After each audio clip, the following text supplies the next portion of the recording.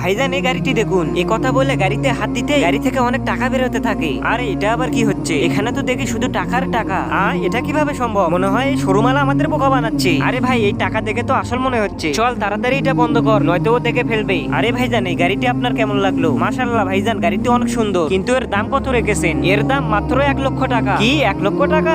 আরে মোটা ভাই আমি তো ভাবছিলাম এর গাড়ির অনেক দাম চাইবে, আর এতে থেকে অনেক কম দাম চাচ্ছে। ভাইজান এই যে নিন গাড়ির চাবি। যদি গাড়ি ভালো লাগে তাহলে উপরে অফিসে আসুন। ভাইজান আপনার গাড়ি আমাদের খুব পছন্দ হয়েছে। আপনার অ্যাকাউন্ট নাম্বার দিন, টাকা পাঠিয়ে দেই। হ্যাঁ টাকা এসে গেছে, এই যে নাও চাবি, আর তোমাদের গাড়ি নিয়ে চলে যাও। আরে ভাই আজকে তো আমরা 1,00,000 টাকার গাড়ি কিনে অনেক মালামাল হয়ে গেলাম। যা গাড়িতে গিয়ে বস। কেন বসবো? আজকে আমি গাড়ি চালাবো। তুই পাগল হয়েছিস? আমি বড়, আমি গাড়ি চালাবো। আরে সরেন, আমি চালাবো। আরে সর, আমি চালাবো। না আমি চালাবো।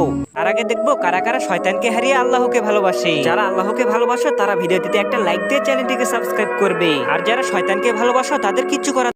আমি চালাবো না, আমি চালাবো, আমি চালাবো না, আমি চালাবো। হারামখোরেরা 10টা বেজে গেছে, ঝগড়া না করে কাজে চলে যা। টাকলা শোন বলতেছি, জীবনে কোনোদিন গাড়ি কিনলে প্রথমে আমি চালাবো না, আমি চালাবো। শালা তুই এভাবে মানবি না আজকে তোকে।